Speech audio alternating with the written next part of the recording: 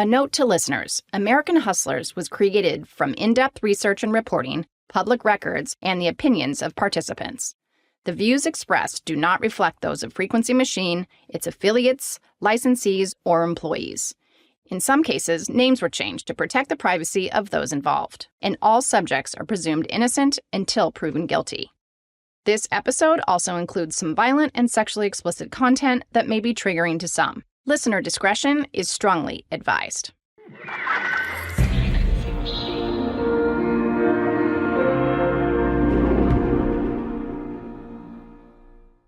Previously on American Hustlers. While the murder was happening, Kaushal sends a text to Danny that says, "It's done, we own the world." It's, nighttime, and Danny looked out the window into the darkness and just said, "Poor Cliffy."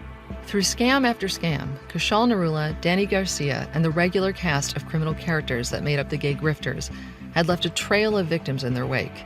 Victims whose lives were changed forever, but who were still alive. All that changed with Cliff Lambert. He comes flying at him with an overhead strike, puts that knife right into the back of his neck. After murdering Cliff Lambert, Kaushal, Danny, their accomplices, Miguel Bustamante and Craig McCarthy, and of course the gay grifters' in-house legal counsel, David Replogle, set about covering up the crime. They throw his body in the back of his own Mercedes, hop on the 10 freeway, and head back north to the San Francisco area. But along the way, they buried the body and took off. In transferring Cliff's property and all his savings to themselves, they'd literally gotten away with murder. When you win, you have confidence, so he figured, he's going to do another confident-type crime. And that's exactly what they did. Kim and I have marveled at the gay grifters' wide variety of crimes. Art fraud, robbing a vulnerable Japanese tourist, extortion, bankrupting a college, and, of course, their piece de resistance, murder. But honestly, I don't think either of us could have ever guessed who the next victim would be. Or in this case, what? They stole the property. They get an equity loan, more than $2 million against this property that they obviously don't own. And, the bank, they give him the $2 million. Him being Kaushal, and the property they stole and that they obviously don't own, you probably assume they're talking about Cliff Lambert's house, the man they just murdered in cold blood. But alas, you would be wrong. Our gay grifters were multitasking. They assembly line their cons. They've always got 2 or 3 or 4 going at the same time. When you win, you have confidence, so he figured, he's going to do another confident-type crime. As the gay grifters planned and executed Cliff Lambert's murder, Kaushal Narula was simultaneously working on pulling off his biggest con yet, stealing 3 of the most sought-after luxury condos in San Francisco and located in the hottest building in the most prestigious neighborhood in the city. And the craziest part? He'd figured out how to do it without ever even meeting the victim, the true owner of the condos. It was very audacious. There was a ridiculous nature to it. It was so over the top. Audacious and over the top. Sounds like the gay grifters to a T. I'm Julie Golden, and get ready because this is some next-level head-scratching stuff. This is American Hustlers, presented by True Crime News.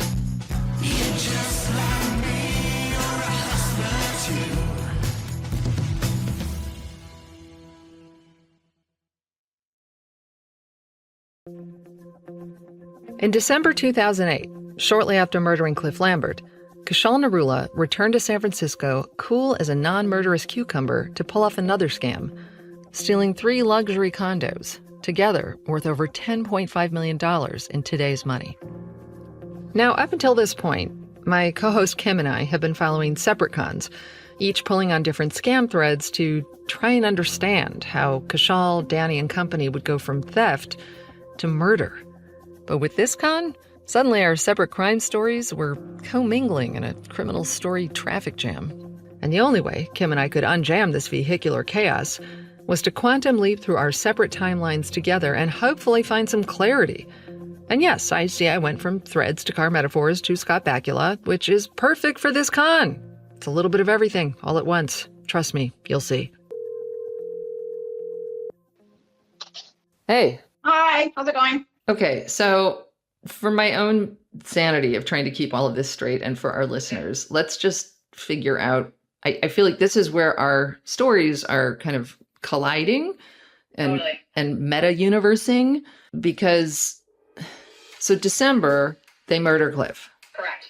Then they And just then, they kind of do-si-do in and out of Palm Springs, like Kaushal splits, Danny and David dive bomb down. But eventually, I would say probably within a week or so, the lion's share of the gate grifters were back in San Francisco, getting the notaries on board. I got a call and, we said, I have to sign these documents because I'm going on a trip to South America. Signing power of attorney documents for Cliff's accounts. So I executed all the documents and took a thumbprint. Trying to make Mark Evans fire sale Cliff's home. Shaw. He says, Mark, I want you to sell this property, and I want to sell it right away. So they had a lot of paper pushing and pencil pushing. You don't push paper, right? You push people. They had a lot of pencil pushing going on between notaries and deeds to homes and all of that in regards to draining Cliff of every last dime that he had. so killing Cliff, that's just a means to an end, right? 100%. Kill him, take all his money, and leave. So now they're back in San Francisco and all these things you're mentioning, these are the steps being taken to do all that. Exactly. They're getting into his accounts, sucking them dry, and spending the money on God knows what. And do we have any sense of remorse or anxiety after they've shoved a dead man's body in a trunk and just left Dodge? No, it seems as though they were all very much business as usual. And that disturbingly nonchalant business as usual was an elaborate real estate scam set at the glamorous San Francisco address of 1 Rincon Hill. The Rincon Tower is one of the signature elements of San Francisco's skyline now. This is Demian Bulwa, senior editor at the San Francisco Chronicle, one of many reporters covering the life and crimes of the gay grifters. It's the tallest residential tower in the city. The addition of Rincon to the skyline was considered a big architectural moment. It dramatically took the once familiar skyline to new heights. Perhaps for Kaushal, Rincon was the perfect metaphor for his own evolution as a conman, getting bigger, bolder, and reaching higher with every scam and false persona he created. It's near the San Francisco Bay Bridge, really high-priced, prestigious property for wealthy people. These condos in there, they cost millions of dollars. I get why Rincon would have been so tempting for Kaushal, but what I really can't figure out is why do such a high-profile score right after you've just murdered someone? He has to borrow Peter to pay Paul. That, of course, is the crew's resident wheelman, Dennis. Dennis apparently had yet another front row seat to this particular gay grifters con, and it makes sense. If there's one thing that's become clear, as Kim and I have gone down the rabbit hole of Kaushal and Company's crimes, it's that they don't exactly invest their ill-gotten gains or stash it away for a rainy day. Just think about how they handled the money they stole from art collector Gary Heidenreich. They were gambling it away in Vegas before they'd come up with a way to keep him from figuring out the painting he thought he bought was never coming. How did they even target that building in particular? He's smart. He looked around and saw that, what properties would be worth it and, was brand new. So what was Kaushal's plan exactly? They drafted paperwork up, took it to a bank, said they owned it. Who's they? They being Kaushal and Winston Lum. Danny was not involved in this. So Danny was left out of this particular con, presumably to focus on liquidating Cliff's assets? Or Kaushal was simply being Kaushal and not sharing the profits on this one. As for the other person Dennis mentioned, Winston Lum, he will become a very important player, but we'll get to that later. For now, let's circle back to how exactly one steals luxury condo units. Unlike the Cliff Lambert con, this real estate theft doesn't involve or even require a murder. The true owner of the units could remain alive and well and blissfully unaware that their properties were no longer their properties until long after the deed was done. And before you picture some crazy Fast and the Furious set piece where multiple helicopters remove actual floors of a fancy condo building like the top tiers of a wedding cake, it's more nuanced than that. Instead of actually being interested in condos, what Kaushal is interested in is pretending to own the condos. There was a ridiculous nature to it. It was so over the top to have people essentially take possession of a condo, not theirs, and take out a loan against it. I think it was very audacious, but it also had a certain flavor of San Francisco and the overheated housing market that we have. So it's almost like it was a metaphor for the greed and financial dysfunction that was going on in the country, and San Francisco in particular. You know, those kinds of housing scams where you sort of rent out or take a loan against properties, they do happen, and they somewhat take advantage of how desperately people want to get into housing and how valuable it is. Rincon construction broke ground in 2005. The first units hit the market in September 2008, just a few short months before Kaushal made his move against Cliff Lambert. The tower is located in close proximity to the ritzy financial district. And in a city already struggling with limited affordable housing, One Rincon Hill was controversial because its price point froze out everybody but the wealthiest of buyers. The units cost millions of dollars each. But even though Kaushal wasn't the first to scam an unsuspecting property owner, he took things to the next level. The plan itself was alarmingly simple. Forge deed documents transferring ownership of a unit to your name, then apply for a HELOC, a home equity line of credit, then take the money and ghost. Now, this was also before the real estate crash of '09, so it was still the Wild West of free housing money. And you get a loan, and you get a loan, and you get a loan. Kaushal's One Rincon Hill scam seems to have been put into motion sometime in November 2008. Right, but there's something I'm not clear on. I know exactly what Kaushal's in was to Cliff because he was already one of Danny's marks. But do we know how he stumbled onto the opportunity at Rincon? Well, the funny thing is there was a little bit of kismet to this because apparently Kaushal's at David Raplogel's one day, and this real estate agent comes by to pick up rent check for some apartment that David rents, apparently, and she's the manager for this building. Okay. Kaushal goes down, talks to this realtor, and somehow Rincon comes up. And of course, Kaushal being Kaushal, he doesn't use his real name.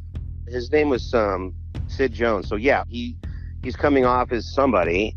So Kaushal, posing as Sid Jones, asks the realtor if anything is available in One Rincon Hill. Oh my God, that's insane. She finds that there are 3 units available, and she arranges for him to go see them. Of all the buildings and of all the timing and of all the things, like a random pass-off of a rent check gets this asshole in the door of that place? The units the realtor finds all belong to the same owner. Shirley Hwang owned 3 condos at One Rincon Hill. She lived in one unit and was using the others as investment properties. She had authorized her business partner and her real estate agent to access them for potential buyers, and the keys were left at the front office. So in November 2008, Shirley's business partner, Michael, shows Kaushal one.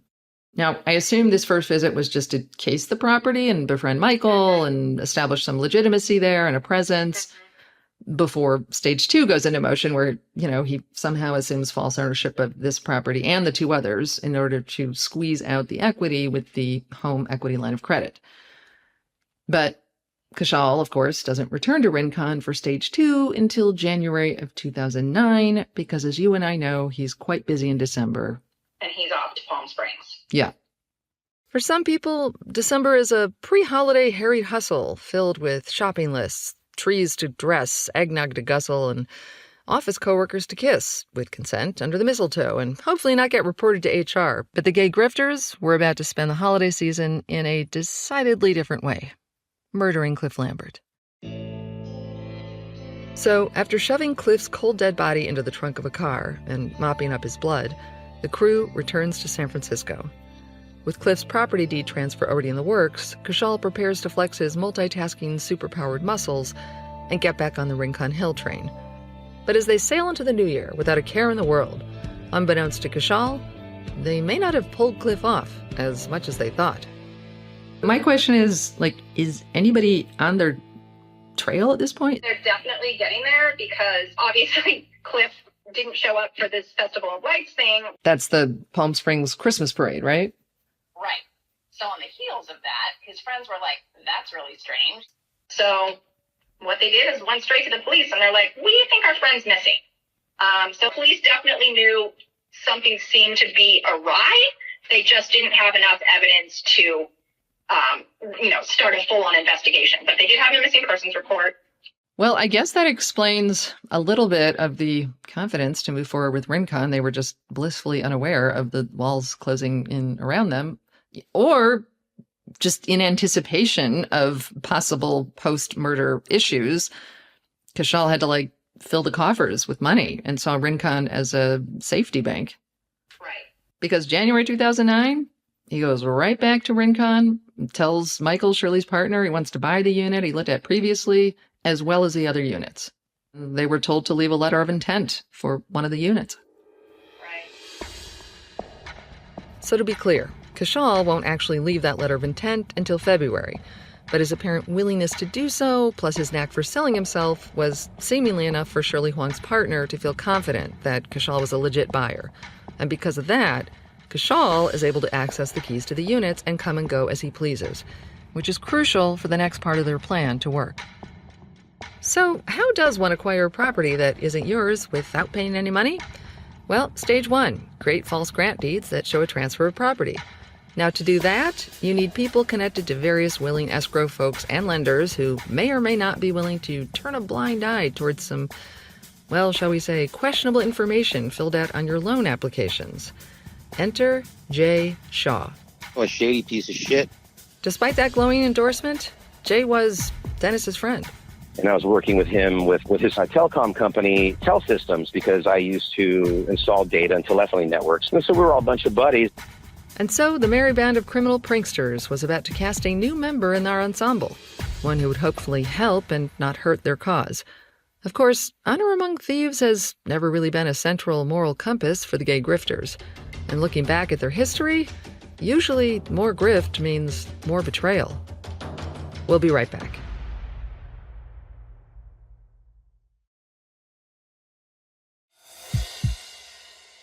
January 2009. Post-Cliff murder, with New Year's resolution promises in the air, Kaushal was preparing to strike gold with his new victim, one Rincon Hill. Now to do so, he was going to require help, and trusting some new folks. The latest face to join their force was Jay Shaw. Jay met Kaushal through Dennis, who brought Jay in to bail Kaushal out of jail just a few months earlier. As you may recall, in August 2008, Kaushal had been arrested and charged with stealing jewelry from his former roommate, Stephen Valentino. David Replogle, the crooked lawyer member of the gay grifters gang, managed to miraculously reduce the Valentino bail from $2.5 million down to $50,000. The Valentino charges were dropped, and one assumes Kaushal walked, right? Wrong. Kaushal wasn't released from jail because of an ICE charge, courtesy of one Danny Garcia. His visa expired and Danny ratted him out, and then they held him there because he had done a crime. If you're a foreigner and you do a crime here or being accused of a felony crime, you have an automatic ICE hold no matter what. Danny's more of a bigger backstabber than Kaushal. And Kaushal's knight in shining armor, David Replogle, had run out of Hail Mary bail money, so Replogle reached out to Dennis. David asked me to have one of my rich friends bail him out. And I said, well, I don't really have any rich friends. I wouldn't even bother with them. But he did know Jay Shaw. What was Jay Shaw's motivation? What did David Replogle offer him in exchange for his help to get Kaushal out of jail? I mean, I just assume there has to be something in it for him. Well, yeah, he would get money from Cliff's house. So time to timestamp. It's November 2008 when Jay bails Kaushal out of jail, 1 month before Cliff Lambert's murder. In other words, in classic Kaushal fashion, Kaushal presents, rich guy, but I'm just having a little problem accessing my money right now. So if Jay could just spring him out of jail this one time, Kaushal would pay him back. So it sounds like one way or another, Jay did what he was asked. Yeah, totally. On November 3rd, thanks to Jay Shaw's help, Kaushal is out of jail. So does Jay Shaw ever get paid back? And if so, how?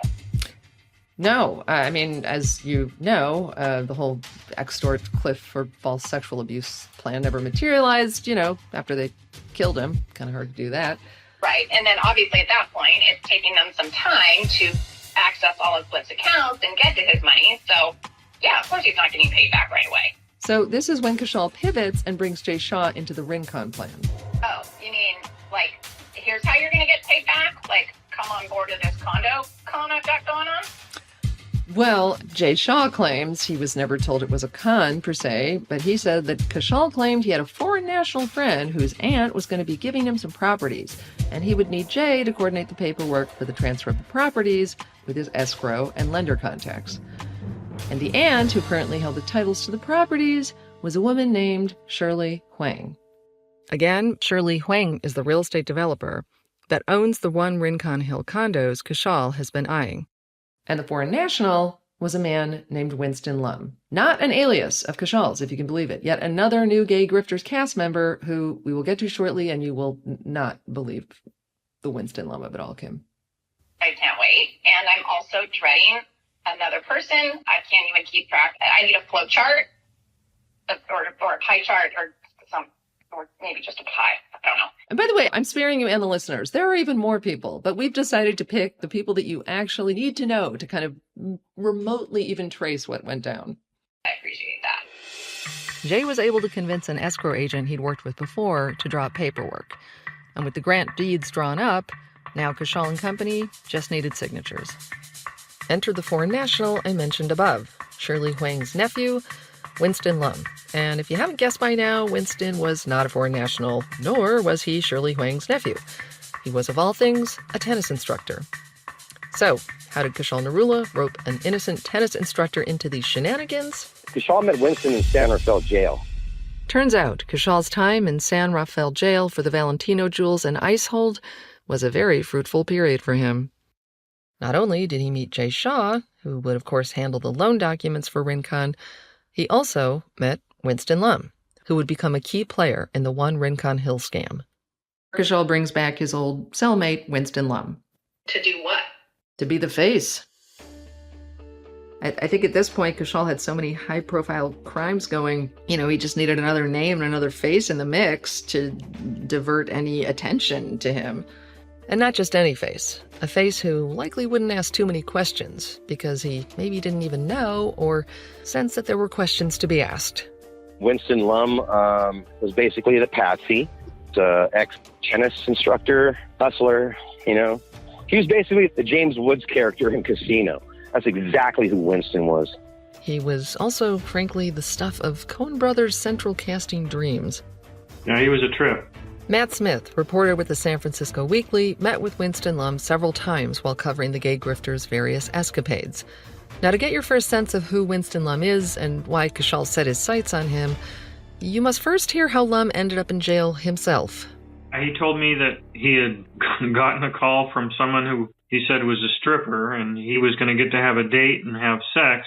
The meetup place somehow was a department store, and when he arrived, he was asked to hold her handbag, and then she left him alone, and it was filled with merchandise that store security thought he was shoplifting, and so he was arrested for shoplifting. So he went to jail, and in jail, who should he run across but Kaushal Narula? He was really impressed with Narula at that moment. He lied to him and told him about the Prince thing, and he thought Kaushal was actually legit too. I can only imagine Kaushal sitting in a cell and nodding with his best fake empathetic expression as Winston shares this haphazard tale of how he ended up in jail. Meanwhile, inside, Kaushal is barely able to conceal his delight at the good fortune of the universe, gifting him a useful fool as a cellmate. Kaushal expertly buttered Winston up, gained his trust, and became his friend. He just really made Winston Lum think that he was a guy just like him, ready to be his best pal. So when Winston Lum and Kaushal were in jail together, how did Kaushal endear himself to Winston? How did these two bond, basically? Well, as Winston explained it to me, he shared with Kaushal that his life had just totally fallen apart when his wife died of cancer. And Narula responded that he had had cancer. And Winston shared with Kaushal that he had given tennis lessons at Stanford. And Kaushal Narula responded that he just happened to have gotten his law degree at Stanford. So all of a sudden, he had somebody with a lot in common with himself. So they bond over tennis in Stanford, and they bond over cancer. And Kaushal had told him that he had great wealth as a Nepalese prince and, he could unleash it if only somebody would help him out. So Winston was obviously really enamored with Kaushal. Winston Lum said he was charmed. He felt a bond, and then it followed the pattern of, these other situations that what people describe. He comes on with a charm, and then he's got a bit of a yarn, and before you know it, they're hooked.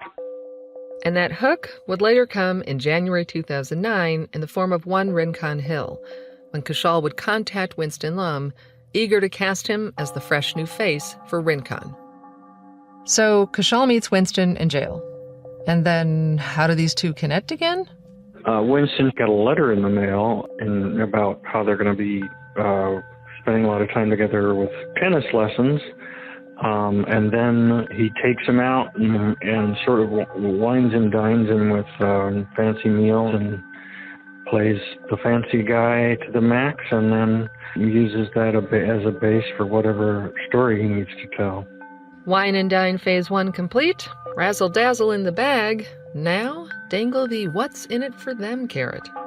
Yeah, he takes him up to the financial district, up to the law office of David Replogle. Describes him as a high-class posh lawyer who's going to get rid of his shoplifting record. And so Lum just described himself as all in, kind of. So things were just going really wonderfully in Winston Lum's eyes. Motivation pump highly primed. Kaushal goes in for the kill. And apparently there's this one little catch, which is that he's got to start signing piles of paper that he doesn't understand. And this is where the Rincon Con finally goes into high gear. Winston Lum, while in the middle of a tennis lesson, receives an anxious, slightly aggressive call from Kaushal, who says he needs some important documents signed immediately. So, no place official. He didn't go to a bank, or he didn't go to... No. Okay. Just went somewhere that had a flat surface for him to put his signature. Okay. Yeah. Got it. Okay. So he's being pulled aside to urgently sign a bunch of papers while he's conducting a tennis lesson. He said that's the conditions under which he was tricked. And what does Kaushal tell them about these papers? So Winston Lum says Kaushal needed to protect his assets from his rotten domestic partner. And, that sounded good enough for him, apparently. So Kaushal is pushing papers and slinging lies to everyone involved like some shameless, manic comic book villain. And remember, while all this is happening, Kaushal and the gang are still trying to wrap up the final steps that will let them take possession of the big prize, Cliff's home. Meetings with the notaries, looking for ways to sell Cliff's house once it's theirs. They assembly line their cons. They don't do one and then figure out the next one. They've always got 2 or 3 or 4 going at the same time. So with Winston's signatures on the false grant deed and Shirley Hwang's forced signatures, phase 2 begins. Hire a broker to shop for the home equity loan, which Jay Shaw coordinates with a mortgage broker he's worked with before. So the mortgage broker reaches out to what is known as a hard money lender. This is important. Hard money lenders make loans to people who cannot get loans from a traditional bank. Okay. Hard money lenders require substantial real estate in exchange for the loan funds. Okay. Now, the lenders find a history of lousy credit for Lum with 38 serious delinquencies. But...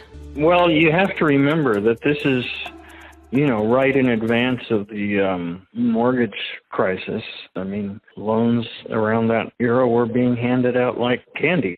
So it was like the perfect stage for Kaushal and Narula to pull this off. Kaushal and Narula seems to have come along at the right time in so many different, seemingly utterly distinct forms. Classic 2008, 2009 real estate big short stuff. They could just rely on the equity in these homes. So with forged grant deeds in hand and an interested lender, it's time for the next key step, as Damian Bulwell from the San Francisco Chronicle explains. To complete the sort of fabrication, the lender needs to get a look at the property. The lenders send out an appraiser on January 31st, 2009. Kaushal and Jay Shaw meet with the appraiser, who appraises the 2 units at $1.25 million and $2.24 million, or just shy of $5 million for both in today's money. Then the lenders come to see the properties. Kaushal knew how to really go big. You've got to put skin in the game if you're a con man. You can't just come up with a story and say, give me some money. You have to make people believe that you already have so much money. And then it's like that old scam of like, I'm going to give you $1 million, but I need 50,000 to free that $1 million. And that's how they operated. I mean, it's not that different from Bernie Madoff, honestly. That's what I started to think. Like, I remember Nancy Silverton talking about she knew the dividends were too good to be true.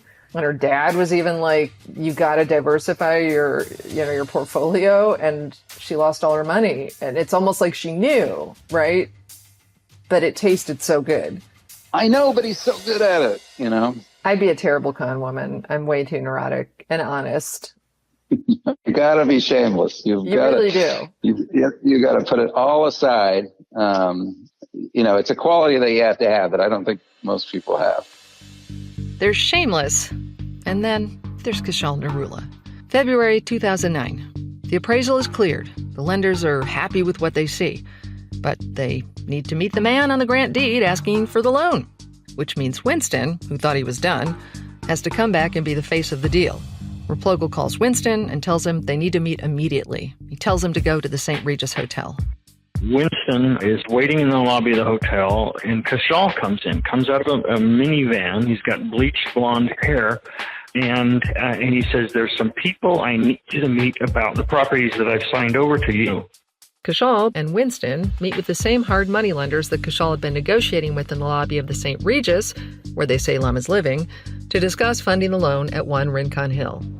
Winston was supposed to speak only Cantonese. Winston Lum, Kaushal Narula, who's now pretending to be Winston Lum's translator. The goal is for Kaushal to always do the talking, right? Because he's the con man, he's the brains behind the operation. The deal goes off without a hitch. So the loan goes through. They get an equity loan, more than $2 million against this property that they obviously don't own. And Shirley Hwang, the former owner, is none the wiser. They certainly seem to have shrewdly covered their bases, or at least give themselves a running start. But then the owner starts getting mail for Winston Lum. What they screwed up on was that the city of San Francisco had something called a title transfer tax. You have to pay a tax to the city just for selling your property within the city. So Shirley gets the transfer tax bill, and she's like, what is this? She then looks into what's going on and discovers that Mr. Lum actually holds title on the properties that she should with the city recorder's office. Shirley, her lawyers discover that she doesn't own her unit anymore, and therein lies, the nightmare that Shirley, to this day is still fighting. It wasn't long before the police got involved. There was an investigation. Charges were filed. Which is why Shirley wasn't able to participate and speak on her behalf. She is still struggling beneath the weight of the fallout and can't compromise her case in court. When Tyson and Shirley became aware of one another's cases, they bonded over shared gay grifter trauma. So Tyson has heard all about Shirley's struggles firsthand. It took hundreds of thousands of dollars of legal costs for Shirley to get that back. But also, not just the money, but it took a toll on Shirley's health. And this is why this really pisses me off, because she did nothing. And the fact that, she had to spend so much money just to get her property back and to fight this is obscene. It's ridiculous. Do you kind of identify with her in that regard? Yeah, I know that helplessness. I know that horrible feeling in your guts that just puts you in the fetal position, and you just don't want to go anywhere. You don't want to talk to anyone. It's very depressing. It's home invasion. It's life invasion. It's soul invasion. You work hard and you live your life the right way, and somebody just comes and pulls the rug out from under you, and they get away with it. Well, not everyone got away with it. I did mention charges were filed, after all, starting with Winston Lum. So what happened to Winston? Did he go to prison or what? Yep. Police arrest him. He's tried, sentenced to 12 years and restitution in the amount of $4.4 million. Oh, wow. I can't help but think if, and maybe it's a big if, Winston really was just a patsy, he's yet another sizable chunk of wreckage that Kaushal Narula has left in his wake. Jay Shaw was also arrested, tried, and convicted of money laundering, grand theft, identity theft, burglary, and falsifying deeds, and was sentenced to 20 years, plus $14.1 million in restitution. And that was in what year? They were both arrested in December 2009. Also, sidebar, Jay Shaw apparently skipped bail and fled, went to Las Vegas to see a Cher concert. Okay. Just, All right. That's our show. Little gypsies, tramps, and thieves for Jay Shaw? Okay. Kamala Harris, who was the prosecuting district attorney at the time, was quoted as saying, "The breathtaking scope, complexity, and theatrics of this scam and these conmen rivals any Hollywood movie." But there was no happy Hollywood ending for Kaushal Narula. His improbable good luck had finally run out. He would never receive dime one from the Rincon Hill scam. Turns out, Kaushal wasn't the only one who'd been busy in the months following Cliff Lambert's murder. They started looking into it. It just started becoming more and more suspicious. We went from a missing person to a missing person's house being emptied out by 3 unknown people, and now we have another person associated with this incident, Kaushal Narula. That's next on American Hustlers.